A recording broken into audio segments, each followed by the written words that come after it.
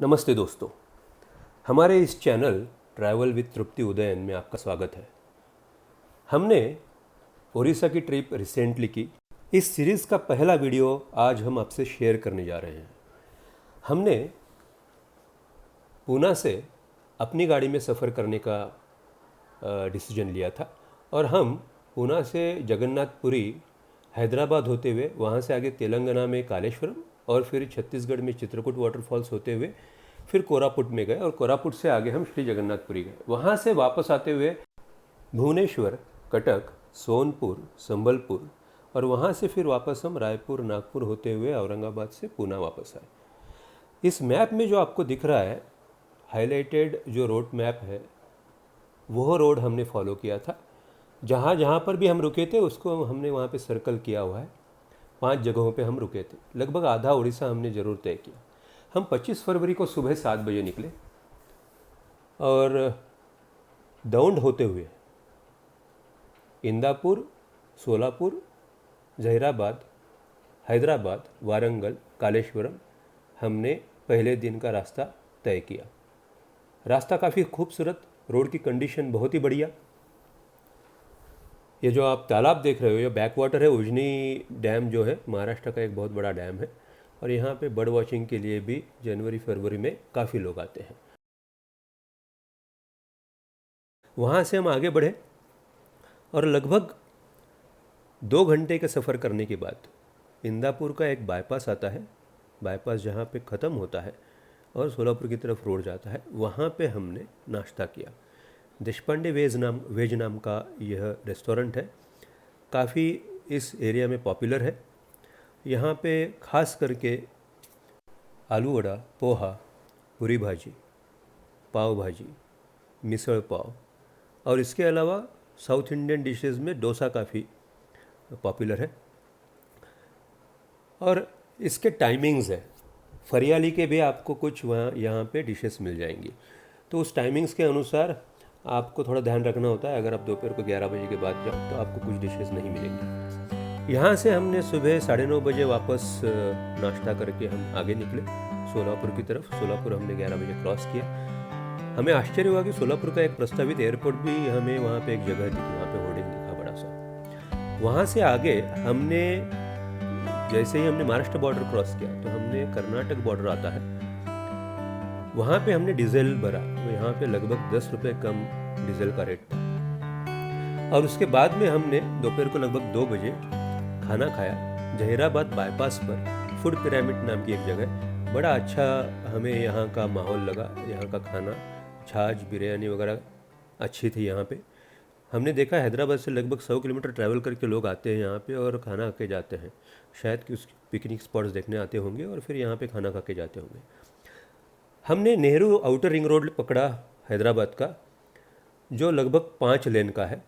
2 lens trucks के लिए जहाँ पे 60 और 80 किलोमीटर्स का स्पीड लिमिट है और बाद में कार्स के लिए 100 किलोमीटर्स का स्पीड लिमिट है। यहाँ पे स्पीड गन्स लगे हुए हैं तो हमें काफ़ी चौकन्ना रखना पड़ता है। यहाँ से हमने जैसे ही क्रॉस किया वारंगल का, हमने गेट, आउटर गेट पकड़ा और हम आगे बढ़े तो वारंगल के लगभग 50 किलोमीटर तक भी आपको स्पीड गन्स नज़र आएंगे रास्ते पे। तो आपको यहाँ पे भी चौकन्ना रहना पड़ता है। ये रोड भी काफ़ी खूबसूरत हाल ही में बन के तैयार हुआ है और इसका वारंगल वाला जो बाईपास है, जो वारंगल से आगे करीमनगर की तरफ जाता है या तो भोपालपल्ली की तरफ जाता है, वो भी बन के तैयार हो चुका है। तो आपका वो भी समय लगभग 1 घंटे का बच जाता है। ये रास्ता काफ़ी खूबसूरत। हम लगभग 5:30 बजे हमने वारंगल का जो बाईपास है वो पकड़ा और चूंकि 5:30 बज चुके थे तो हमें ऐसा लगा कि हम 1-1.5 घंटे में कालेश्वरम पहुंच जाएंगे। और कालेश्वरम चूँकि एक यूनिक प्लेस हमने चुनी थी। काफ़ी कम लोगों को पता है कि कालेश्वरम में पूरी दुनिया का एकमेव यमराज जी का शिव जी के साथ एक ही पेडेस्टल पे बना हुआ मंदिर है। 2 लिंग, एक यमलिंग, एक शिवलिंग वहाँ पे स्थापित है एक ही पेडेस्टल पे। तो ये काफ़ी यूनिक मंदिर है। हमने इसे खोजबीन करके जाना इसके बारे में और फिर हमने तय किया कि हम कालेश्वरम जाके रुकेंगे। इसकी वजह यह थी कि सुबह दूसरे दिन हमें जल्दी कालेश्वरम के मंदिर के दर्शन करके आगे जाना सुलभ हो जाता था। ये कालेश्वरम जाने वाला रास्ता है जो वारंगल बाईपास क्रॉस करने के बाद में आता है। फिर आपको एक पार्कल की तरफ टर्न आता है जो ये रास्ता है। ये रास्ता भी उतना अच्छा नहीं है पर ख़राब भी नहीं है, और आप ड्राइव कर सकते हो अच्छी तरह से क्योंकि ट्रैफिक कम है। हमने पार्कल गांव का जो एक बीच चौराहा आता है जहाँ पे डॉक्टर बाबा साहब अम्बेडकर का एक स्टैचू बना हुआ है, वहाँ से अगर आप सीधे जाओ तो करीमनगर की तरफ जाते हो और राइट टर्न ले लो तो आप कालेश्वरम की तरफ जाते हो। यहाँ पे स्ट्रीट लाइट्स हमें काफ़ी सुंदर नज़र आए पार्कल गांव में। यहाँ से हमने भूपालपल्ली, जहाँ पे तेलंगाना का एक बड़ा थर्मल पावर स्टेशन है और बड़ा ऐसा एक टाउन है तेलंगाना का, उसे क्रॉस किया और वहाँ से हम कालेश्वरम लगभग 8 बजे पहुँचे। तो 1.5 घंटे में हम कालेश्वरम पहुँच चुके थे, जहाँ पे हमने स्टे किया रात में। और दूसरे दिन सुबह हम फ्रेश होके गोदावरी नदी का जो एक संगम है, जहाँ पे प्राणहिता नाम की एक नदी आती है जो महाराष्ट्र से आती है, और गुप्त रूप में सरस्वती नदी भी नीचे से आती है, ऐसी यहाँ की एक वदंता है।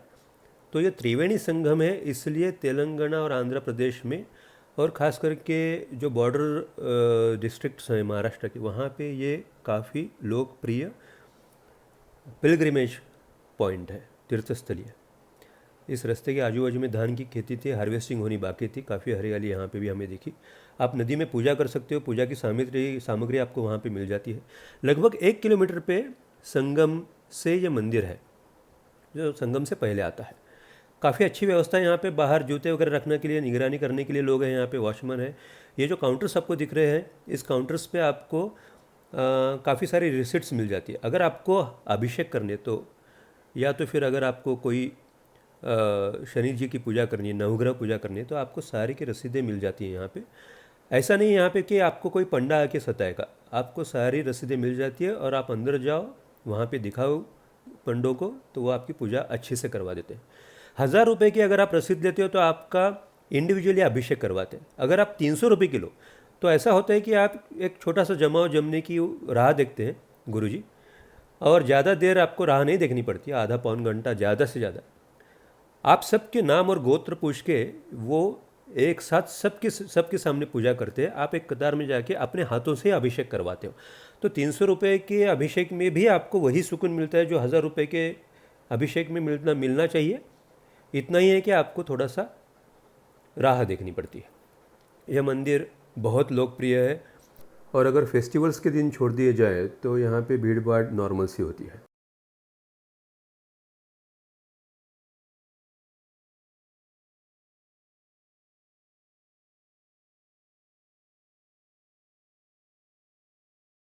यहाँ पे लेमन राइस 20 रुपये का एक प्रसाद मिलता है, और जैसे तिरुपति में लड्डू का प्रसाद मिलता है वो 20 रुपये में मिलता है। यहाँ पे भी काफ़ी अच्छी सुव्यवस्था प्रसाद की।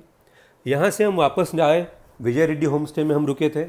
अच्छा होम स्टे है, यहाँ पे बड़े बड़े होटल्स नहीं हैं इस शहर में, छोटा सा शहर है ये।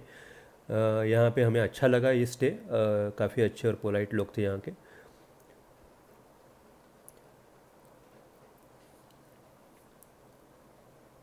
आप यहाँ ज़रूर रुक सकते हो। हमारा 10:30 बजे हम निकले यहाँ से। हमारा प्लान था बीजापुर होते हुए दंतेवाड़ा जाना है, माँ दंतेश्वरी के दर्शन करेंगे, फिर चित्रकूट वाटरफॉल्स, और वहाँ से आगे जगदलपुर जाके आज रात को रुकेंगे 26 फरवरी को। हम 10:30 बजे लगभग निकले यहाँ से, और गोदावरी नदी के ऊपर जो हाल ही में पुल बना है, बड़ा पुल बना है, अभी पहले भी था, अभी उसे बड़ा किया गया है, वो हमने क्रॉस किया। जैसे आप क्रॉस करते हो तो आप महाराष्ट्र में एंटर कर जाते हो, जो सिरोंचा नाम का वहाँ का आखिरी गांव है गढ़चिरौली ज़िले का। और वहाँ से लगभग 30 किलोमीटर तक रास्ता इतना अच्छा नहीं है, रास्ते का काम चालू है, रास्ता बनकर तैयार होना अभी बाकी है, जो सिरोंचा गांव से गुजरता हुआ जाता है। इस तरह का ये रोड है। यहाँ पर लगभग 30 किलोमीटर में आप लगातार महाराष्ट्र तेलंगाना ऐसे बॉर्डर्स क्रॉस करते हो, क्रिस क्रॉस है ये इसकी बाउंड्री। और लगभग 30 किलोमीटर के बाद में रास्ता अच्छा हो जाता है, जंगल से गुजरता हुआ ये रास्ता है, बीच में कुछ छोटे छोटे गांव आते हैं। कालेश्वरम से लेकर लगभग जगदलपुर से आगे तक इंद्रावती टाइगर रिजर्व का यह एरिया सेंचुरी रिजर्व्ड फॉरेस्ट है। बीच बीच में ये गांव आ जाते हैं जो मिलते हैं आपको, और आप यहाँ पे रुक के कुछ अगर छोटा मोटा रिफ़्रेशमेंट करना है तो वो भी आप कर सकते हो। हालांकि यह सारा इलाका नक्सलवादी कार्रवाइयों के लिए कुख्यात है। हमने काफ़ी जानकारी करने के बाद यह तय किया था कि इस रोड से जाएंगे, क्योंकि हमें बताया गया कि अगर आप आर्मी या पुलिस से जुड़े हुए व्यक्ति हो और सरकारी गाड़ी में ट्रैवल कर रहे हो तो शायद आपको कुछ तकलीफ़ें आ सकती है, बट दिन में नहीं। जब अंधेरा हो जाता है, शाम में 6 बजे के बाद खास करके लोग यहाँ पे ट्रैवल नहीं करते हैं, लोकल्स करते हैं थोड़े बहुत। सुबह 6-7 बजे तक ट्रैवल ना करें तो अच्छा। अदरवाइज़ इस एरिया से ट्रैवल करना रिस्की नहीं है, ऐसा इस एरिया के लोगों ने हमें बताया था। और बाद में हमने ये रास्ता चुना था। हमें कालेश्वरम, दंतेवाड़ा के देवी का भी हमें दर्शन करना ही था। लगभग 60 किलोमीटर के बाद आप छत्तीसगढ़ में प्रवेश कर जाते हो पूरी तरह से। और यहाँ पे भी आपको ये बाईं तरफ इंद्रावती टाइगर रिजर्व का ही बोर्ड दिख रहा है। ये पूरा जंगल से घना रास्ता है, इसके बीच में से ये रोड बहुत बढ़िया बना है। लगभग 1.5-2 साल पहले ये रोड बन के तैयार हुआ। रोड की क्वालिटी बहुत बढ़िया। लगभग 220 किलोमीटर दंतेवाड़ा तक हमने 3 घंटे में तय किए। ट्रैफिक बिल्कुल नहीं। यहाँ पे आपको दाईं तरफ जो कुछ बोर्डिंग्स दिख रहे हैं, होर्डिंग्स दिख रहे हैं, बोर्ड्स हैं, ये सीआरपीएफ के बोर्ड्स हैं। हर 15-20 किलोमीटर के आपको बड़ी बड़ी छावनियाँ मिल जाएंगी उनकी। और जैसे बीजापुर के पास आप आते हो लगभग 40 किलोमीटर पहले तक, तो आपको हर 10 किलोमीटर पे सीआरपीएफ की बड़ी बड़ी छावनियाँ नज़र आएंगी। और 20 किलोमीटर जब बीजापुर रह जाता है तो हर 5 किलोमीटर पे ही छावनियाँ हैं और बड़ी बड़ी छावनियाँ हैं। बीजापुर के बाद में भी ऐसी ही छावनियाँ आपको मिलेंगी दंतेवाड़ा तक। इस तरह का पेट्रोलिंग भी हमने देखा रास्ते पर, बीजापुर के रास्ते पर और दंतेवाड़ा के रास्ते पर आर्म्ड सीआरपीएफ के जवान पेट्रोलिंग करते हुए। रास्ता काफ़ी खूबसूरत। हमने बीजापुर में रुक के थोड़ा रिफ़्रेशमेंट लिया और उसके बाद में बीजापुर से आगे लगभग 100-110 किलोमीटर पे गीदम आता है और उससे आगे 10 किलोमीटर पे दंतेवाड़ा आता है। तो लगभग बीजापुर 120 किलोमीटर और आगे 110-120 किलोमीटर दंतेवाड़ा, ऐसा 220-230 किलोमीटर का कुल रास्ता कालेश्वरम से। यह गीदम है। गीदम से आप राइट टर्न लेते हो, गीदम के एक मेन चौराहे से जैसे आप एंटर करते हो बीजापुर की तरफ से, और आप दंतेवाड़ा पहुंचते हो। दंतेवाड़ा प्रख्यात है माँ दंतेश्वरी के मंदिर के लिए। इसकी स्थापना लगभग 11वीं शताब्दी में काकतीय वंश के राजाओं ने किया, जो पहले राजा थे। उनको दृष्टांत हुआ था देवी का। उसकी एक कथा है जो आप गूगल करोगे तो आपको पता चल जाएगा।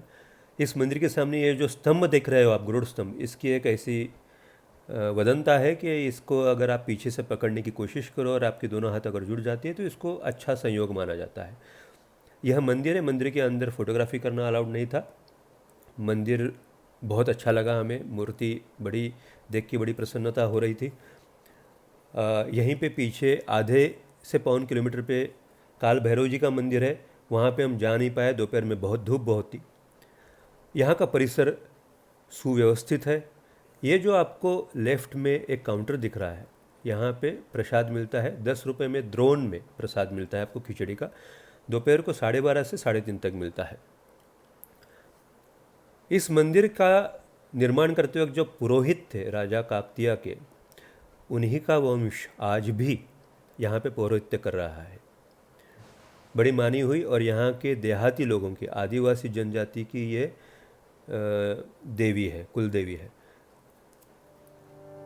दंखिनी और शंकिनी नदी की संगम पर यह स्थित है। यहाँ से हमने लगभग 3:15-3:30 के बीच में हम निकले वाटरफॉल्स देखने के लिए चित्रकूट का। इसके लिए 3 रास्ते हैं। हमने जगदलपुर वाला रास्ता नहीं पकड़ा क्योंकि वो वैसे तो हाईवे से जाता है, अच्छा रास्ता है, बट हमने ये जंगल वाला रास्ता पकड़ा जो बारसोर से जाता है। इसकी वजह यह थी कि ये पूरा जंगल से गुजरता है। जंगल बहुत देखने के लिए हमें कहा गया कि रास्ता भी अच्छा है और जंगल भी देखने लायक है, आप अगर रुकते हुए फोटोग्राफी करते हुए जाओ तो। और इसलिए हमने ये रास्ता चुना। इस रास्ते पर भी हमने सीआरपीएफ की बड़ी बड़ी छावनियाँ देखी। रास्ते में काफ़ी बंदर थे। लगभग 20 एक किलोमीटर जाने के बाद आपको एक राइट टर्न आता है जो सीधा चित्रकूट की तरफ जाता है।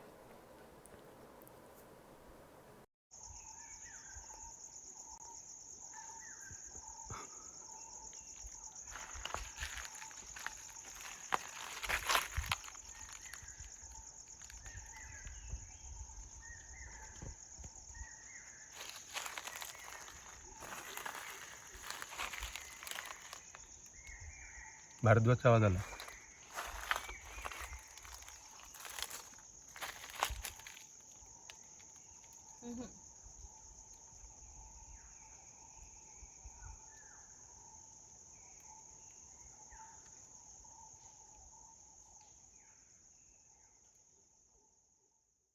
हम दंतेवाड़ा से चित्रकूट लगभग पौने 2 घंटे में पहुंच गए।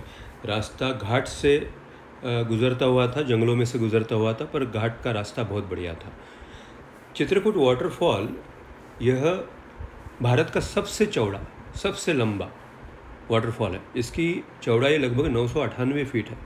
यह इंद्रावती नदी पर बसा हुआ एक नेचुरल वाटरफॉल है।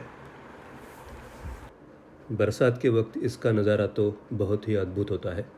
जो भी हमने यूट्यूब पे वीडियोस में देखा है और लोगों से सुना है, अभी भी इस वक्त भी जितनी भी धाराएं बहती हुई हमने देखी, वह अन्य किसी वाटरफॉल से कम सुंदर नहीं है। ये नज़ारा भी बहुत खूबसूरत है। बोटिंग करने के लिए नीचे सीढ़ियों से उतर के जाना पड़ता है। वहाँ पे बोटिंग के बोर्डिंग पॉइंट्स है। लगभग ये जो धाराएं दिख रही है आपको नदी में गिरती हुई, इसके बिल्कुल पास लेके जाते हैं बोट्स को।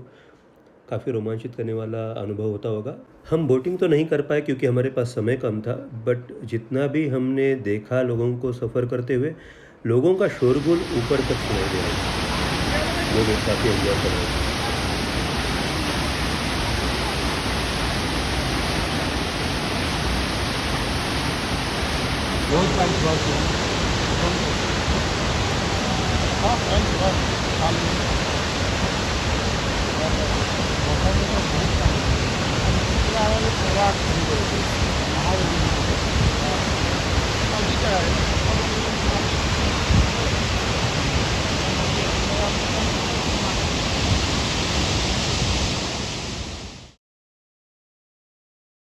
और हम वहाँ से फिर जगदलपुर के लिए आए। जगदलपुर लगभग 40 किलोमीटर है। हमने वहाँ पे गुरु कृपा होम स्टे में स्टे किया। बहुत बहुत ही अच्छा होम स्टे।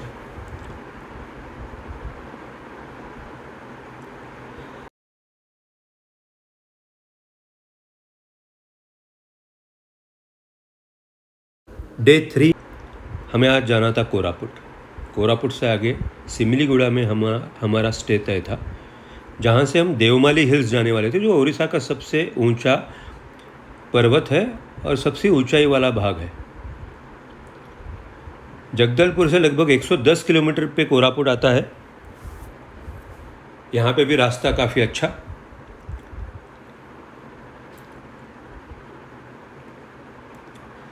यहाँ से लगभग 30-35 किलोमीटर के बाद आप छत्तीसगढ़ छोड़ के उड़ीसा में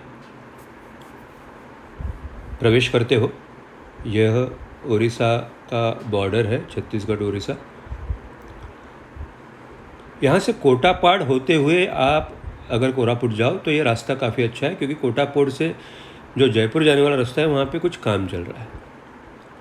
तो 110 किलोमीटर का रास्ता तय करने में वैसे तो काफ़ी समय नहीं लगना चाहिए। हम काफ़ी आराम से कुछ जगहों पे फ़ोटोग्राफी करते हुए कोरापुट पहुँचे। तो हमें लगभग पौने 3 घंटे लग गए।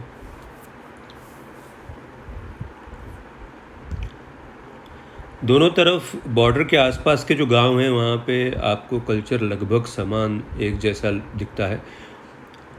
उसके बाद में जैसे जैसे आप कोटापाड़ से अंदर कोरापुट की तरफ जाते हो तो आपको एक अलग उड़ीसा वाला फील नज़र आने लगता है।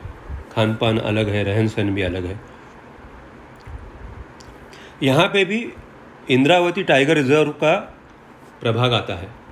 लगभग जगदलपुर से आगे कोटापाड़ तक, उसके बाद में फिर ये ख़त्म होता है।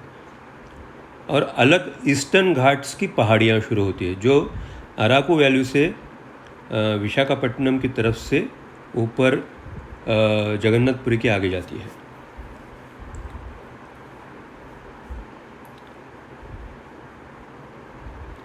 यहाँ पे नीलगिरी की ऊंची ऊंची हमने कुछ झाड़ियाँ देखी और लगभग 15-20 किलोमीटर के एरिया में फैली हुई हमने ये देखी।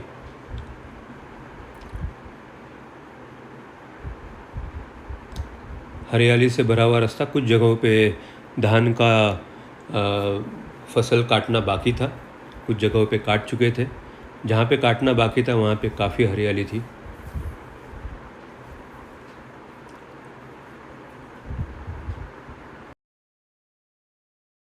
और जैसे श्री जगन्नाथ जी के यहाँ जगन्नाथपुरी में श्री जगन्नाथ जी, बलराम जी और सुभद्रा जी का मुख्य मंदिर है, वैसे ही यहाँ पे उसका दूसरा रूप स्थित है। यहाँ की आदिवासी जनजातियों के लिए ये सबसे मुख्य मंदिर है। और कोरापुट अगर लोग घूमने आते हैं तो यहाँ का ट्राइबल म्यूज़ियम देखने आते हैं और इस मंदिर को भेंट देते हैं और वहाँ से आगे फिर देवमाली हिल्स की तरफ जाते हैं। इसके अलावा लोग गुप्तेश्वर मंदिर, जो अति प्राचीन शिवजी का मंदिर है, उसे भेंट देने भी आते हैं। कहते हैं कि श्री राम जी ने यहाँ पे अभिषेक चढ़वाया था शिवजी पे। और उसके अलावा रानी दुदुमा और दुदुमा ऐसे 2 वाटरफॉल्स है, उन्हें भी भेंट देने आते हैं यहाँ के विजिटर्स। इसके लिए कोरापुट और जयपुर ये एरिया काफ़ी विख्यात है। हमारी इटनरी में इन तीनों क्षेत्रों को विज़िट करने का कोई प्लान था नहीं, क्योंकि हमारे पास उतना समय नहीं था, इसलिए हम वहाँ नहीं जा पाए। कोरापुट प्रभाग में आदिवासी जनजातियों का प्राबल्य ज़्यादा है। यहाँ पे लेटेस्ट जो सेंसस हुआ उसके अनुसार लगभग 51 आदिवासियों की प्रजातियाँ हैं, ट्राइब्स, जिनमें सबरा, गडबा, भूमिया ऐसे कुछ प्रमुख जनजातियाँ हैं। इन सारे जनजातियों का प्रमुख देवस्थान जो है वो यहाँ का जगन्नाथ मंदिर है, जिसे ये श्री पुरी के जगन्नाथ जी का प्रतिस्वरूप मानते हैं। पर इसे श्री जगन्नाथ नहीं कहते हैं, इसे जय जगन्नाथ कहते हैं। यह मंदिर काफ़ी बड़ा है, काफ़ी बड़े क्षेत्र में फैला है और यहाँ की जनजातियों का ये एक तरह से मानो तो अभिमान है। काफ़ी खूबसूरत मंदिर है। इसकी एक विशेषता ऐसी है कि यहाँ पे हर जनजाति के लोगों को प्रवेश है, तो इसके लिए यहाँ पे सारे प्रभाग के लोग आते हैं। आप पार्किंग अगर रोड से ऊपर जाके करो दाहिनी ओर से, तो सीढ़ियों को अवॉइड भी कर सकते हो। यहाँ पे भारत के लगभग सारे प्रमुख तीर्थ स्थलों के छोटे छोटे प्रति स्वरूप मंदिर बने हुए, तो उन सारों का दर्शन भी आप ले सकते हो। इस तरफ यह प्रमुख मंदिर का घुमट दिखाई दे रहा है और इसके ही सामने से अगर आप नीचे की तरफ सीढ़ियाँ उतरते हो और ये जो आपको छत दिखाई दे रहा है, इसके नीचे ही डाइनिंग हॉल है।